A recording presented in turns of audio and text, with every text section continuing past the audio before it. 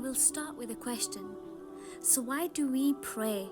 Not why we should pray, but why do you actually choose to pray? Do you pray because you want Jannah? Or do you pray due to the fear of the hellfire? The fear of being punished? Or to be protected from the azab of the qabr? Or do you pray and worship Allah solely because you love Allah? Here is a story of a pious woman who prayed and worshipped Allah out of love for Allah, not because she wanted Jannah, nor due to the fear of the blazing flames of hell. A woman whose heart was filled with pure and deep love for her Creator. Her name is Rabia Al-Adawiyya, also known as Rabia Al-Basri. This woman broke all perceptions of what a true saint is and taught the world how to immerse oneself in true love for Allah within your hearts, a prime example of divine love. Rabia was born from a tribe of Adi between 714 or 718 in Basra, Iraq. She was born into severe poverty, and at one point in her life she became a slave after becoming a widow. She was unable to conceive as she was barren, therefore had no children. She did not have wealth, status, nor beauty, yet became a prestige figure. And this was because of her faith, her unwavering love for Allah subhanahu wa ta'ala. When she was married, every night when the darkness took over, she would ask her husband if he needed her and would then seek permission to go pray a few rak'ah. Her husband disclosed that he would witness her in sujood all night crying and standing in long rak'ahs to please Allah subhanahu wa ta'ala.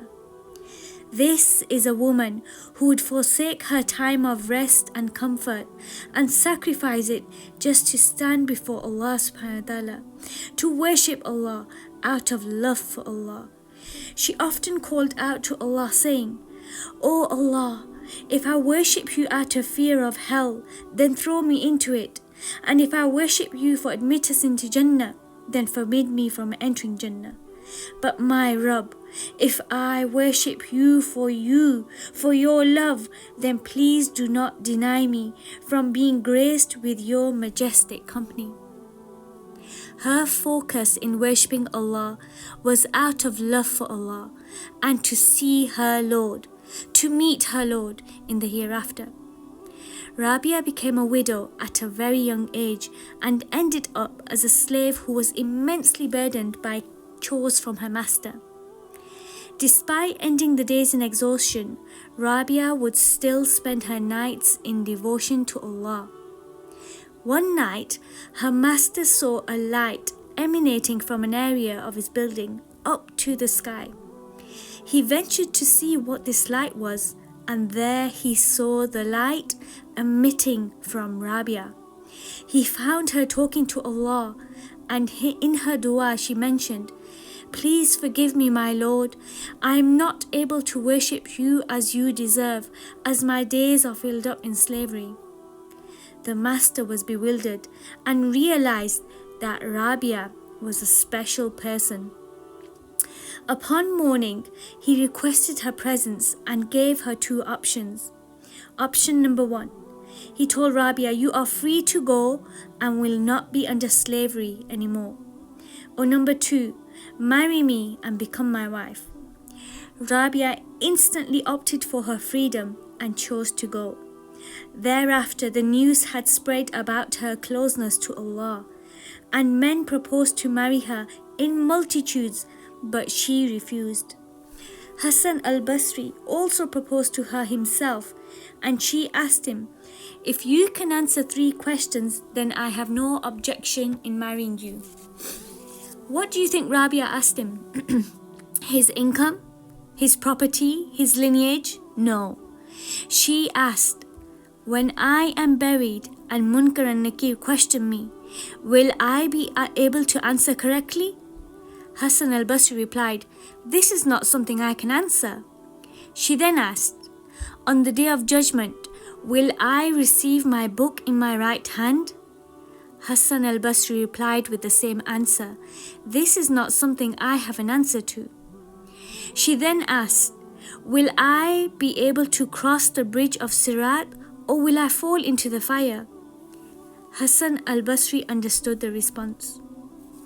Rabia said, "If you cannot answer, then I have no desire in marrying you because you cannot help me in the Akhirah." Rabia is a lady who revived the concept of worshipping Allah for the love of Allah and kept Him as the center of her life. This is a woman who controlled her nafs, a woman of great power and a woman of enormous strength. She was the manifestation of these ayahs that if a person learns how to control their nafs and how to own their own nafs by the love of Allah, they will indeed be successful in this world and in the hereafter. Let's take a moment to reflect. Reflect on our connection with Allah. How is our connection with our salah? Do we even pray with the focus on gaining closeness to Allah? Or do we race through our salah as another box to tick off on our to-do list? Pause and remember, we stand before Allah. Allah is the changer of hearts. Whoever draws close to Allah by the length of a hand, Allah will draw close to him or her by the length of an arm. And whoever draws close to Allah by the length of an arm, Allah will draw close to him or her by the length of a fathom. And whoever comes to Allah walking, Allah Azza wa Jal will come to him and her running. Each and every one of us has the potential to become the friend of Allah, to gain that nearness to Allah. Ask Allah for guidance and closeness to Him. Ask Allah to help you correct your ways, correct your heart and purify your intentions.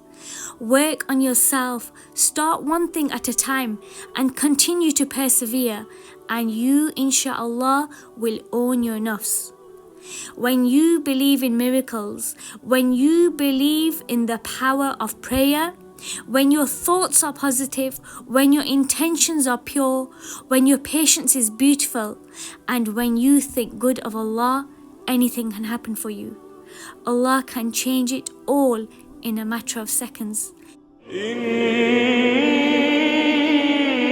wa'ada Allahi haqq, fala taghurrannakumul hayatud dunya,